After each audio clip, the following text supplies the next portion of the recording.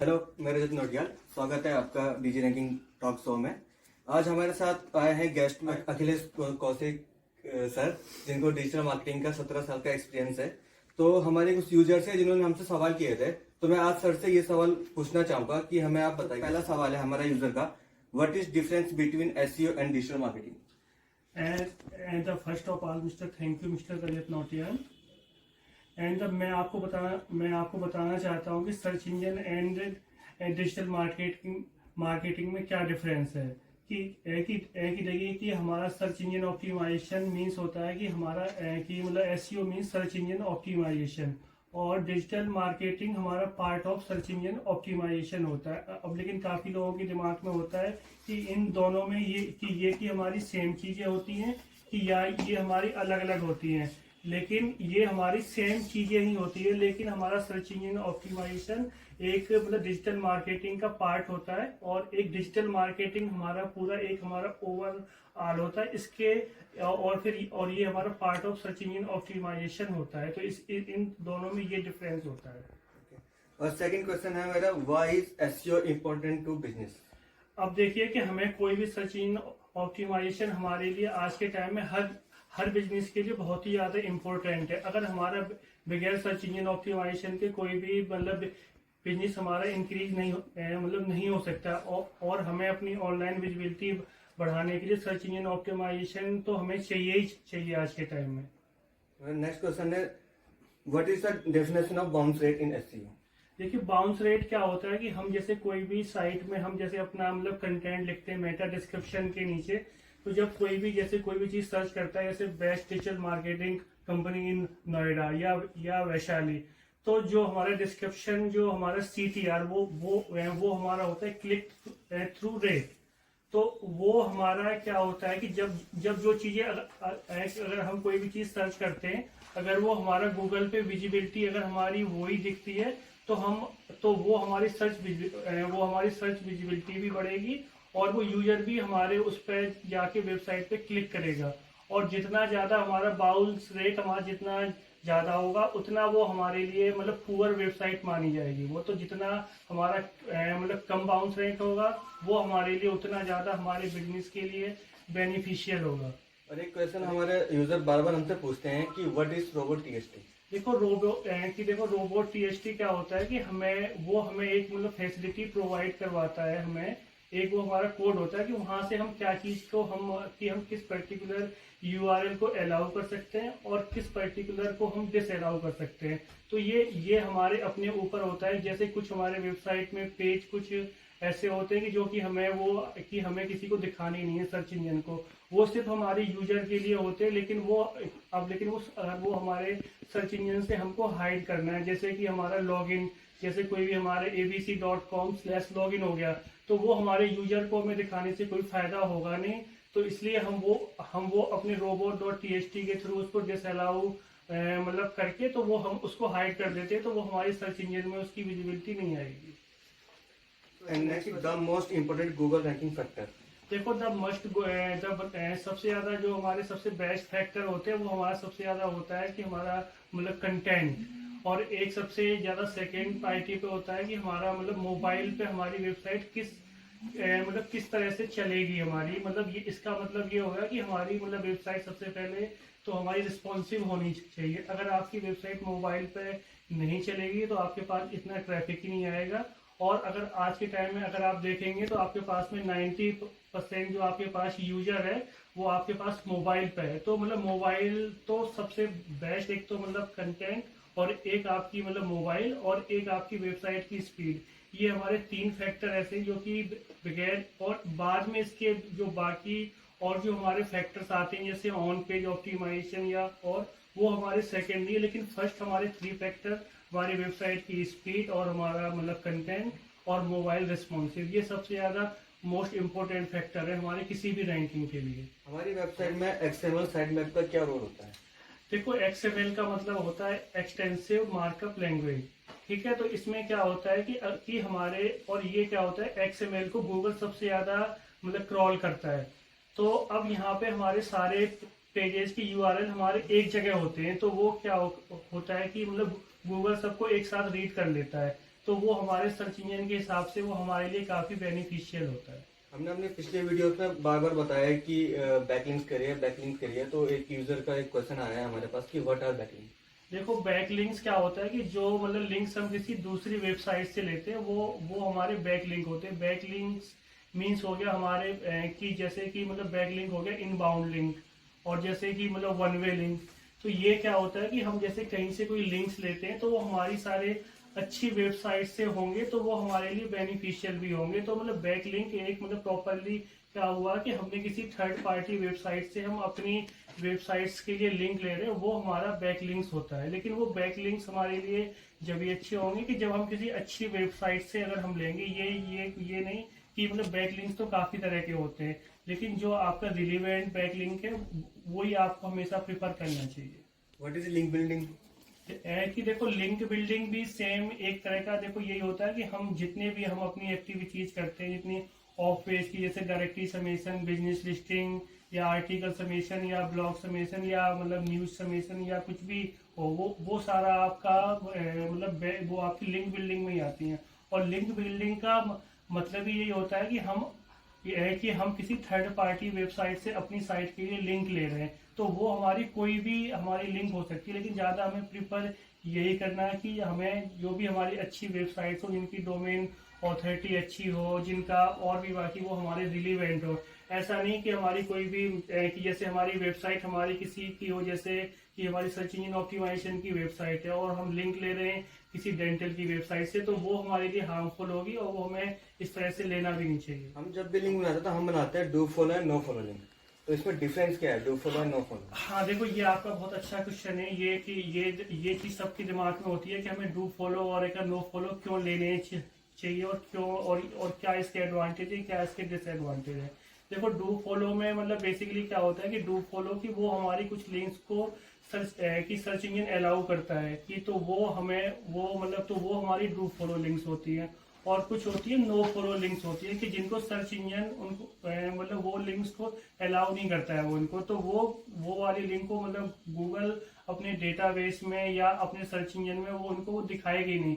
तो वो मतलब भले ही हम लोग सबमिट करेंगे अगर हम लोग नो फॉलो लिंक्स पे, तो वो हमारे लिए कोई एडवांटेज नहीं, कोई हमें उनका कोई मतलब फायदा नहीं होगा। लेकिन मतलब ऐसा भी नहीं कि हमको केवल हमेशा डू फॉलो ही लिंक्स करनी चाहिए। कुछ हमें लिंक्स लेकिन बहुत ही कम, जैसे 100 में से कभी हमने 1 या 2 लिंक्स हमने नो फॉलो भी बना दी तो हमें कोई उससे मतलब डिसएडवांटेज नहीं होगा।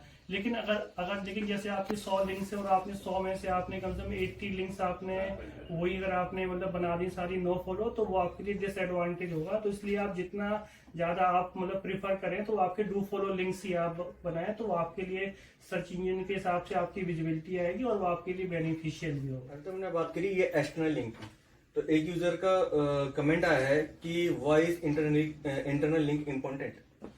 देखो इंटरनल लिंक्स क्या होते हैं कि जैसे कोई भी मतलब वेबसाइट होती है और हर वेबसाइट्स के अंदर कम से कम किसी में 5 पेज होते हैं या किसी में 10 या किसी में 20 या 15। तो हमें क्या करना चाहिए कि आपस में जैसे हमारे पास जैसे कि अब जैसे कि मतलब मेरी वेबसाइट है कि digiranking.com, ठीक है। तो मेरे पास में काफी सारी सर्विसेज हैं, जैसे एसईओ सर्विसेज हो गया या जैसे वेब डेवलपमेंट सर्विसेज हो गया या फिर जैसे होस्टिंग हो गया या फिर डोमेन सर्विसेज हो गई, बहुत सारी सर्विसेज हो गई। तो मुझे उनके लिए क्या करना चाहिए कि मुझे कहीं ना कहीं वो अपना मतलब कीवर्ड को यूज करके और मेरे जो जैसे मतलब वेबसाइट के इनर पेजेज है उनको होम पेज से लिंक करना चाहिए, या बाकी जो हमारे अंदर के पेजेज आ रहे हैं वहां पे कोई अगर जैसे मतलब कीवर्ड आ रहा है तो उसको हमें होम पेज से हमें लिंक करना चाहिए। तो ये हमारे लिए काफी मतलब बेनिफिशियल होता है और एक ये यूजर के हिसाब से भी काफी बेनिफिशियल है। ये on page end of page में इम्पोर्टेंट क्या है? देखो हमारे लिए दोनों मतलब फैक्टर ही काफी इंपॉर्टेंट है, लेकिन सबसे फर्स्ट हमारे लिए जो है वो हमारा ऑन पेज ऑप्टिमाइजेशन होगा, क्योंकि ऑन पेज के अंदर जो हमारे मतलब फैक्टर्स हैं वो हमारे सर्च इंजन पे विजिबल होते हैं, बाकी ऑफ पेज सर्च इंजन पे विजिबल नहीं होता है। वो हमारा कि जैसे हम जो भी हम लोग लिंक्स बनाएंगे वो होगा, लेकिन वो क्या है कि वो सर्च इंजन उनको रीड तो करता है ऑफ पेज को, लेकिन वो हमें वैसे नहीं दिखाएगा। लेकिन हमारी मतलब वेबसाइट के लिए ऑन पेज सबसे ज्यादा इम्पोर्टेंट है, क्योंकि अगर आप कोई मेटा टैग सर्च करोगे या कोई आप कीवर्ड सर्च करोगे, कुछ भी आप सर्च करोगे, तो वो आपका आपका मतलब वहाँ पे टाइटल भी दिखेगा, आपका डिस्क्रिप्शन भी दिखेगा। अगर वो आपका मतलब सही से नहीं लिखा होगा तो आपकी साइट पे कोई भी मतलब क्लिक ही नहीं करेगा। और ये मतलब काइंड ऑफ, अगर आप अभी जैसे आपने सवाल पूछा था बाउंस रेट का, तो हम इसको मतलब बाउंस रेट से भी रिलेटेड कर सकते हैं कि अगर आपका जैसे जो भी मेरा टाइटल या मतलब डिस्क्रिप्शन होगा, सपोज जैसे आप सर्च कर रहे हैं बेस्ट डिजिटल मार्केटिंग कंपनी इन वैशाली, और जैसे वो चीज अगर अगर जैसे आपने कहीं पे आपने अपने मतलब टाइटल में यूज नहीं किया या आपने डिस्क्रिप्शन में यूज नहीं किया, तो वो क्या होगा कि यूजर वहां से आएगा और वो वहां से वापस चला जाएगा, क्योंकि जो चीज वो सर्च कर रहा है वहां पे मतलब मेरी वेबसाइट मुझे मिली नहीं। तो इसलिए जितनी ज्यादा चीजें मतलब रिलीवेंट हो वो हमें यूजर के हिसाब से, अगर मेरी जितनी भी ज्यादा यूजर के हिसाब से जितनी भी ज्यादा चीजें होंगी मतलब मेटा टाइटल में, डिस्क्रिप्शन में, तो और मेरे कंटेंट में, तो वो मेरे लिए उतनी ज्यादा इंपॉर्टेंट होगी और उतनी ज्यादा मेरी रैंकिंग भी इंक्रीज होगी। आजकल वेब मास्टर में हम एक एरर फेस कर रहे हैं जिसका नाम है कैनोनिकल इशू। हाँ, तो इसे सॉल्व कैसे किया जा सकता है? देखो कैनोनिकल इशू का मतलब इसको हम एक तरह से 301 रीडायरेक्शन भी बोल सकते हैं इसको।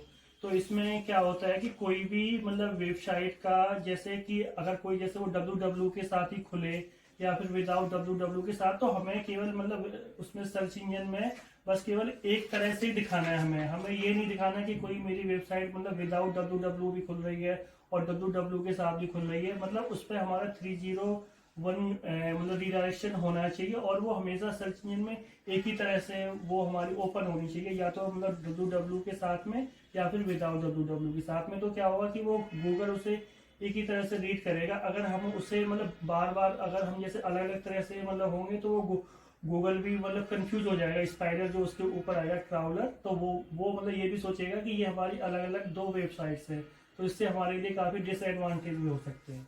व्हाट आर AMP और इसका क्या रोल है हमारी वेबसाइट में? देखो AMP क्या होता है कि हमारा एक्सीलरेटेड मोबाइल पेजेस, ठीक है। इसमें सबसे बड़ी चीज क्या होती है कि ये हमें अपनी मतलब वेबसाइट के पेज को क्विकली ओपन करने के लिए मतलब ये हम लोगों ने बनाया है। तो इसको क्या होती है, जो भी हमारी डेवलपमेंट टीम होती है वो हमारे सारे मतलब पेजों को AMP के थ्रू इस तरह से सेट कर देती है कि हमारे पेजेस बहुत ही फास्ट खुलते हैं। अब जैसे आज के टाइम में आपने देखा होगा कि अगर ये हमारा एक मतलब फैक्टर ऐसा है कि अगर हमारी वेबसाइट ही इतनी देर में ओपन होगी तो वहां से यूजर भी आएगा, मतलब वो भी वहां से लॉस कर जाएंगे उसे। तो जितनी ज्यादा तेज हमारी वेबसाइट खुलेगी उतना ज्यादा हमारे लिए बेनिफिट होगा। तो मतलब ये हमारे लिए सबसे एक मतलब इम्पोर्टेंट फैक्टर है कि मतलब वेबसाइट एक तो हमारी स्पीड में खुलेगी और वो सर्च इंजन के हिसाब से भी बेनिफिट करेगा हमें। What is domain authority? हाँ देखो, डोमेन ऑथोरिटी, ये देखो ये काफी लोगों को कंफ्यूज करती है डोमेन ऑथोरिटी कि अब देखो सबसे पहले तो ये चीज कि ये जो हमारी डोमेन ऑथोरिटी होती है ये कोई मतलब गूगल का टर्म नहीं है।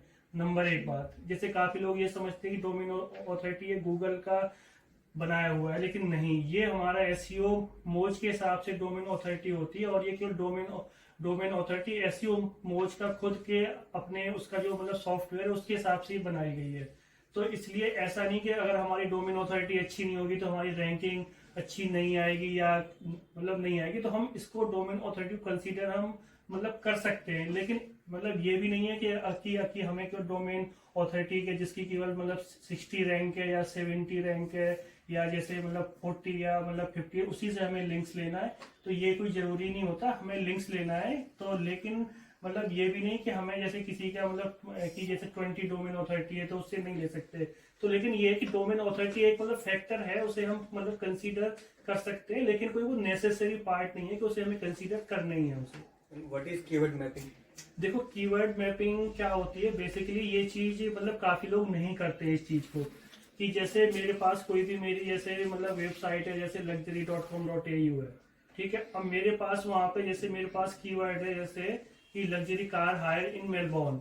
तो अब जैसे अगर आपने लग्जरी कार मतलब हायर इन मेलबोर्न आपने वो जैसे मेरे पास में एक डेडिकेटेड पेज है और मैंने अगर उससे वहां से उसको टारगेट कर रखा है उसे, तो मेरे को अपना मतलब कीवर्ड का मेटा टाइटल और जैसे यूजर को मेरे को वहीं पर लैंड करवाना चाहिए। अगर मैंने क्या किया कि अब मैंने luxury car hire in Melbourne मैंने 4 जगह मैंने अपने उसमें मतलब मेटा टाइटल में यूज कर दिया या कहीं और भी कर दिया, तो मेरे एक ही कीवर्ड पे अगर मेरे 4 पेज आ रहे हैं तो वो भी हमारे लिए डिसएडवांटेज होगा। तो हमारे पास में हमेशा जो हमारा कीवर्ड से रिलेटेड पेज है, रिलेवेंट पेज है, वही हमारा सर्च में आना चाहिए।